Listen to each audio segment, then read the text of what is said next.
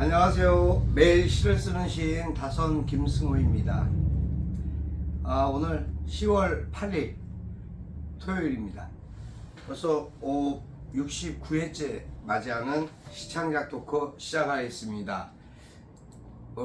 살면서 느끼는 많은 일들이 있습니다만 그래도 또 생각지도 못했던 그런 일들을 접하게 되고 당혹스러워 할 때도 있습니다. 뭐 사람 사는 게 다 그렇다라고 생각하고 또 옛 어른들 말씀하시기에 또 이것이 지나가면 또 어차피 지나갈 수 있는 일이니까 이 또한 지나가리라라는 어떤 성경 말씀도 있습니다. 그렇습니다. 뭐 지나가는 것은 문제가 되지 않습니다. 어차피 지나가면은 잊혀질 수 있는 게 인간의 생각의 망각이라고 할까요? 그런 망각의 늪이 따로 이제 머릿속에 있는지 뇌 속에 있는지 모르겠습니다만 그렇게 생각하고 말하는 사람들이 있습니다. 쉽지 않은 일입니다. 사람을 만나는 것도 쉽지 않지만 헤어지는 것도 쉽지 않습니다. 만남과 헤어짐에 따른 어떠한 여러 가지 함수 관계가 있고 그에 따른 시들도 많이 있습니다. 그 시들을 이제 이렇게 접하면서 이전에 어떤 나름대로 어떤 그 이전 시대를 보면은 시대의 역사상으로 봤을 때 우리가 이제 그 애국과 관련된 민족주의적인 어떤 그런 사안들에 대해서 이제 그 이별과 그리움, 뭐 이제 그런 것을 논한 시들이 좀 많이 있었습니다. 저는 뭐 사람은 어차피 이별을 위해서 태어난 존재가 아닌가라고 생각합니다. 사랑 자체가 이별이기 때문입니다. 결론은 이제 그런 시도 제가 지은 바가 있습니다만 사람을 만나게 되는 관계와 헤어질 때의 관계는 역시 살아온 사람들의 어떤 역사나 문헌을 봤을 때 쉽지 않은 이야기이고 또 쉽지 않은 일입니다. 또 그러한 결정 또한 쉽지 않습니다. 결정을 돌이키는 것도 또 쉽지 않겠죠. 물론 어떠한 부분이든 뭔가 서로에게 아쉬움이 있고 소통되지 못하는 부분이 있으면 우리는 쉽게 이별이라는 것을 통보할 수도 있다고 봅니다. 하지만 쉬운 결정은 아니었겠죠. 하지만 받아들여야 된다라고 한다면 뭐 오는 사람 막지 않고 가는 사람 잡지 않는다라는 말들도 있습니다만 사람이 살면서 얼마나 과연 살면서 몇 차례나 그러한 이별을 갖게 될까요? 가만히 제가 이제 뒤돌아서 생각해 보니까 수없이 많은 이별이 있었던 것 같습니다. 하고 싶어서 한 것이 아닌 어쩔 수 없는 이별이죠. 부모와 자식 간의 이별, 또 자식과 관계된 또 어떠한 좋은 관계의 어떤 인연의 또 이별. 그러니까 시간과 세월이 지나다 보면 모든 것이 귀결되는 것은 이별로 귀결되는 것 같습니다. 예전에 사실 아버지 제가 보내드리고 나서 사실 저는 눈물 한 방울도 흘린 적 없습니다. 왜 그랬는지에 대한 거는 뭐 말하고 싶지 않습니다만 그땐 눈물이 나지 않았습니다. 아버지 돌아가셨을 때 참 눈물이 나지 않았습니다. 이제 제가 아버지가 되고 또 어떠한 시점에 도달하니까 조금 아버지와의 마음을 풀을 수 있었던 조금 계기점, 그러니까 아버지를 좀 이해할 수 있는 부분들에 대한 생각들이 다가서기 시작했습니다. 이제 그런 나이인가 봅니다. 어쨌든 그로 인해서 저는 항상 불효자였다라는 생각에 자책감 속에 살아왔던 것도 사실인 것 같습니다. 그래서 사람들을 보면 쉽게 정을 주고 쉽게 마음을 전합니다. 마음을 엽니다. 뭐 거짓으로 사람을 대해본 적은 없는 것 같습니다. 저보다 좀 어른이면은 어른으로서의 그 존중감을 갖게 됐고 저보다 아랫사람이면 아랫사람으로서의 존중감을 가졌던 것 같습니다. 또 동료 간에도 저는 뭐 함부로 쉽게 이렇게 친구 뭐 나이가 같다 그래갖고 반말을 하거나 함부로 말하는 거 별로 좋아하지 않습니다.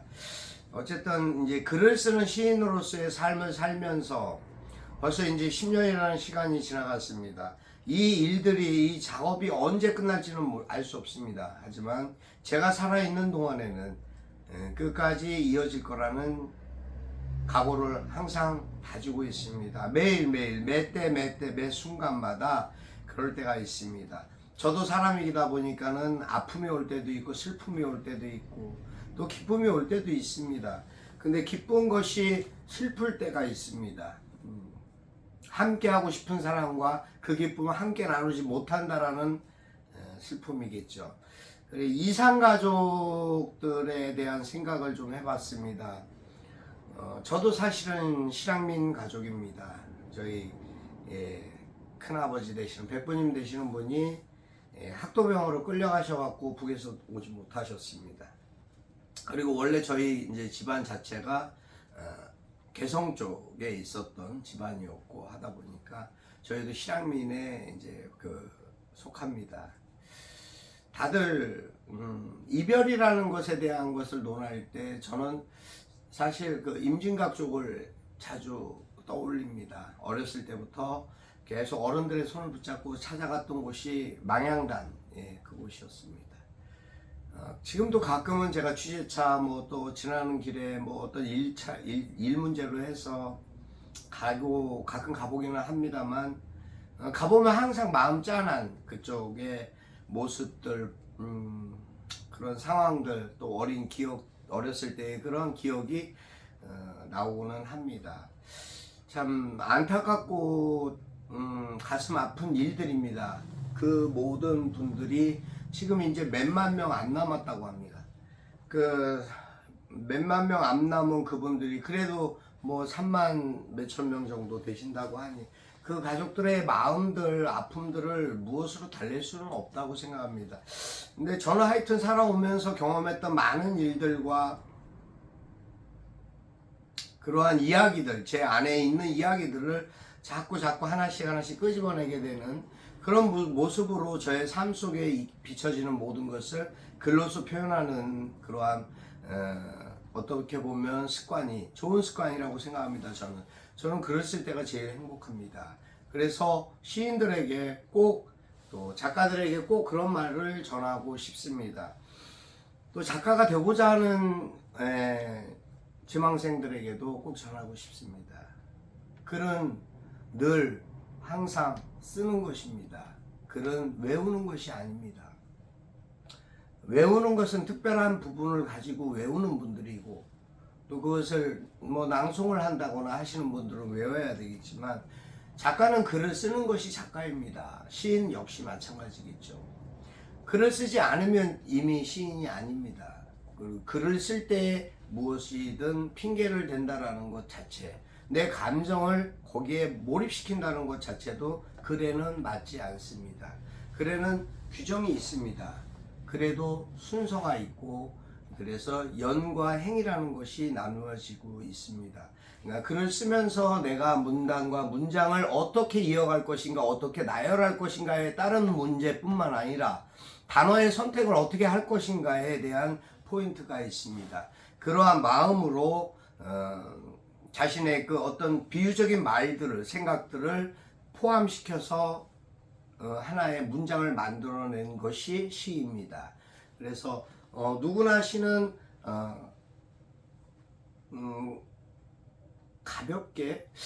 가깝게 친하게 지낼 수 있는, 친하게 쓸 수 있는 글이 아닌가 저는 그렇게 생각합니다. 그러니까 표현의 방식인데 많은 사람들이 표현을 잘 하지 못합니다. 왜? 낯설어하고 어색해합니다. 그 표현을 하지 못하는 것 때문에 글을 쓰지 못하는 분들도 있고 그것이 이유와 핑계가 되는 경우도 있는데 글이라는 것은 차분하게 조용한 시간에 쓸 수 있는 것이 아니라 어느 상황이든 그 사람의 성에 맞게끔, 상황이나 현실에 맞게끔, 성향에 맞게끔 주어진 짧은 시간에도 쓸 수 있는 것이 시입니다. 그러니까 시를 쓰기 위해서 많은 시간이 필요하다라고 생각하는 것은 저는 아니라고 생각합니다. 그 짧은 순간순간에 떠오르는 엑기스 같은 문장들이 있습니다. 그 단어를 꼭 필기하고 그 필기한 것을 나열시키는, 또 그것을 함축하고 어떠한 부분에 비유하는 것이 좋을까라는 것을 고민하는, 그러다 보면 나도 모르게 웃음이 나오고 나도 모르게 희열이 되고 나도 모르게 마음속에 감동이 들어옵니다. 그 감성에 터치가 됐을 때 아름다운 글이 나타나지 않나라고 생각합니다. 여러분과 함께하는 시간, 이 시간이 저한테는 굉장히 소중한 시간입니다. 나름 여러 가지 부분들에 대한 아쉬움들은 있지만 그 현실의 분주함은 뒤로 하고 일단 우선적으로 제가 먼저 하는 것이 여러분과의 만나는 시간입니다. 여러분 시를 어떻게 생각하십니까? 여러분들의 마음속에 있는 그 생각이 바로 시라는 것을 절대 간과하지 마십시오. 여러분도 시인이 될 수 있습니다. 오늘 그 시장작 토크 제가 이렇게 하면 말씀드리다 보니까 뭐 이제 좀 두서없는 경우도 없지 않아 있습니다만, 뭐 하루하루 그냥 매일 일상이 그렇습니다. 오늘 좀 꽃을 바꿔보니까 좀 분위기가 조금 색다르죠. 그래서 좀 더 다른 마음가짐으로 또 여러분에게 편안함을 보여드리고 싶었습니다. 오늘 제가 쓴 글은 빛으로 다가오는 이라는 시를 썼습니다. 낭독해 드리겠습니다. 다성 김승호, 빛으로 다가오는. 서서히 다가서는 그대의 빛, 내 안에 피어난 꽃잎이 가을 향기에 물들며 낙엽되어 물들어간다. 올 수도 살 수도 없는 사이, 막연히 기다려야 하는 가을, 부는 바람에 추위를 느끼며 하루는 짧기만 하다. 갈 곳이 없는 곳도 올 곳이 없는 곳도 아닌데 숨죽이며 애태워야 하는 이미여, 피어오는 여명의 빛으로 그대여 내게로 다가오라. 환희로 피어오를 가을을 꿈꾸라. 그대는 이제 빛이며 떠오를 태양이 될 터이니 사랑의 빛으로 충만하리라. 여기까지입니다. 글쎄 이제 빛과 사랑, 가을, 제 마음의 어떠한 그러한 임에 대한 마음과 바램을 나름대로 써본 글입니다. 예. 어떻게 보이고 어떻게 들리실지 모릅니다. 하지만 글은 항상 자신의 창작품이고 그 창작품에는 자식과 같은 애정이 있습니다. 항상 여러분 글을 쓰면서 위로받을 수 있고 치유받을 수 있는 그러한 정신적인 위로와 치유를 마음껏 누리시는 그런 여러분이 되셨으면 좋겠습니다. 그리고 저는 여러분이 행복하셨으면 좋겠습니다.